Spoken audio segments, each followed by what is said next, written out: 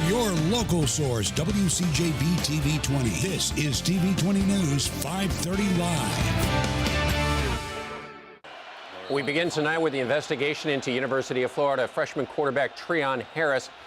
2 days after he led the Gators to a come-from-behind victory over Tennessee, he is now indefinitely suspended from all football activities, including games and practices. Harris is accused of sexually assaulting a female student early yesterday morning at a residence hall on campus.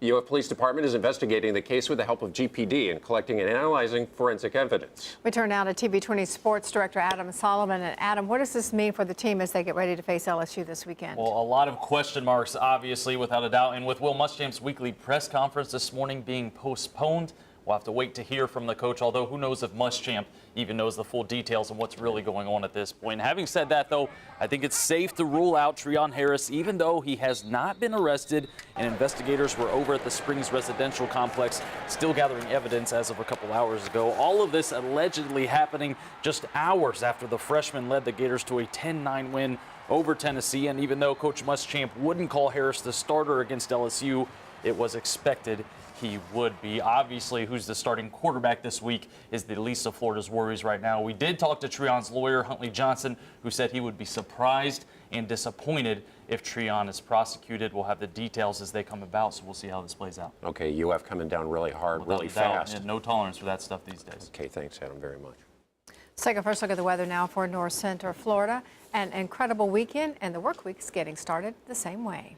Mother Nature certainly putting the awe into autumn on days like today, Mike. Yeah, certainly a little bit cooler all weekend long, and that was the same case again today. Temperatures struggling to get out of the 70s this afternoon. Now, we will start to warm up by the middle of the week, but I don't know about you, this sky cam looks okay to me. Plenty of sunshine today. A couple of clouds did start to roll in, but it's a pretty nice day overall across North Central Florida. And out there right now, still clear skies, 78 in Gainesville, 77 in Ocala, 79 in Lake City, and same story right now in Cross City. As far as the rain was concerned, yeah, didn't see too much of it over the weekend, and so far today we've been in good shape. We have seen a few clouds start to build in, and we could see a couple more through the rest of tonight. We'll call it partly cloudy to mostly clear, but you'll notice the temperature is going to be much warmer through the overnight tonight, only bottoming out around the upper 50s as opposed to last night when we were in the upper 40s. So a big difference with the overnight lows. Will that make a difference for our afternoon highs?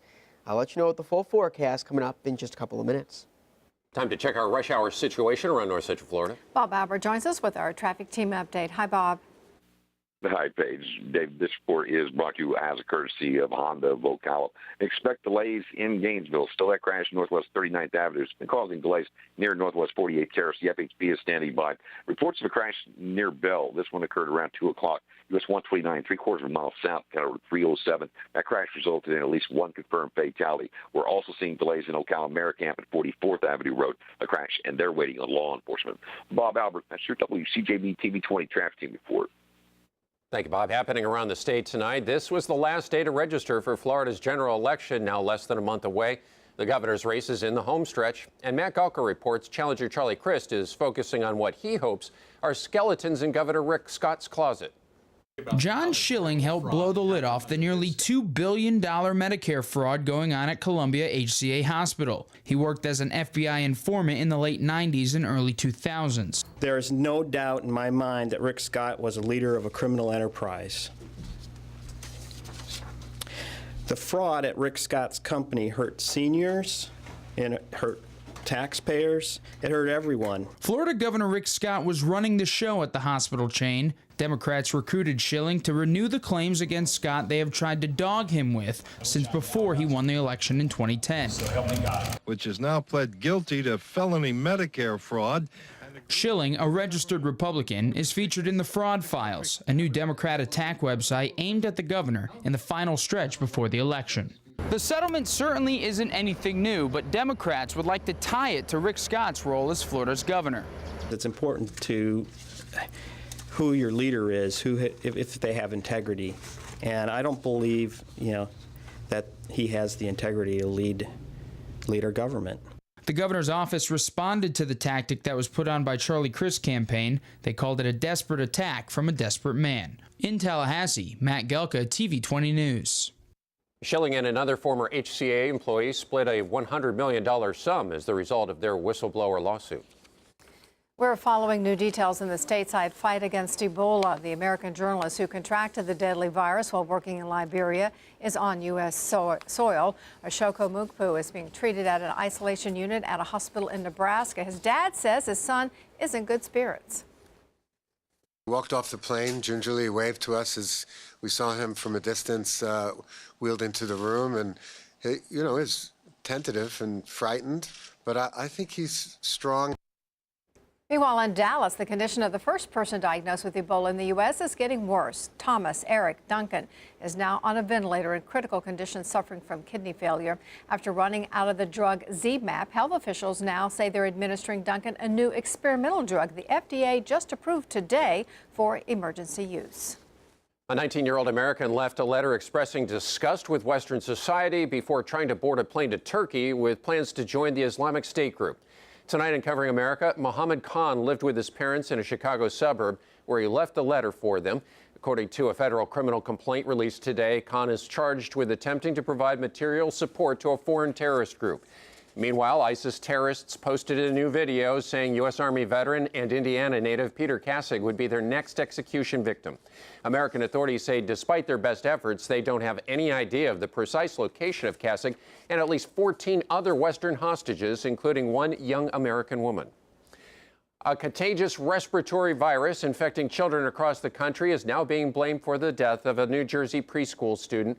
Health experts say there are now 500 cases of enterovirus D68 in 43 states. The warning signs appear to be weakness in the limbs, fever, neck or back pain, and pain in the arms and legs. There are new developments tonight in the debate over same-sex marriage. The Supreme Court today announced it will not hear cases of appeal relating to state bans. This means lower court decisions striking down those bans will be upheld, and same-sex couples in 5 more states can start getting married. Karen Travers has more on the apparent about-face by the nation's highest court. Today, the Supreme Court did nothing, but nothing sent a very strong message. It was a momentous and a historic moment for all of us. In a surprising move, the nation's highest court said it will not take up any of the same-sex marriage cases currently before it.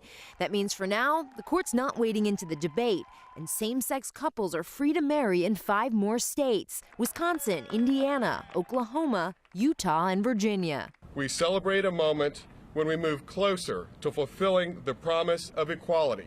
The ripple effect will be huge. Today's announcement directly affects 5 states, but 6 other states in those same federal court jurisdictions will also be impacted.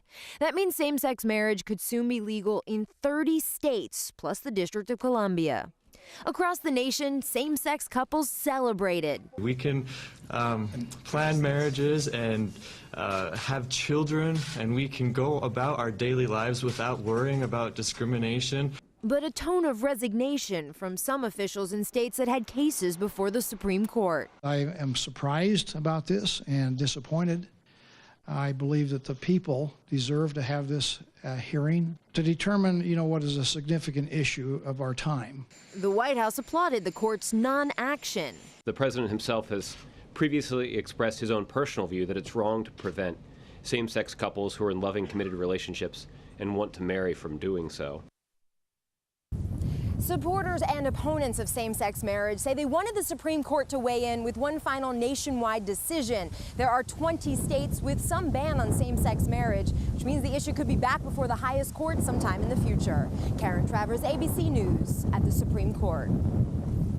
Tonight in Covering the World, Spain's health minister says a nurse who treated a missionary from Sierra Leone for Ebola at a Madrid hospital has now tested positive for the disease. It's the first reported case of transmission outside West Africa.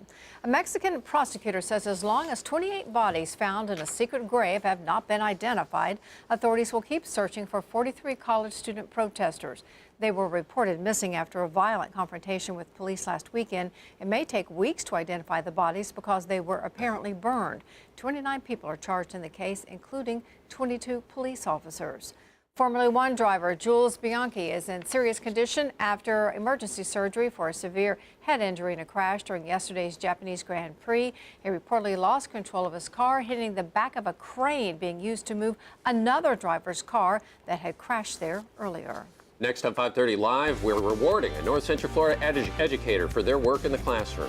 That's right. Coming up next, we'll take a look at the physically demanding obstacles that one teacher's had to face in our segment, One Class at a Time.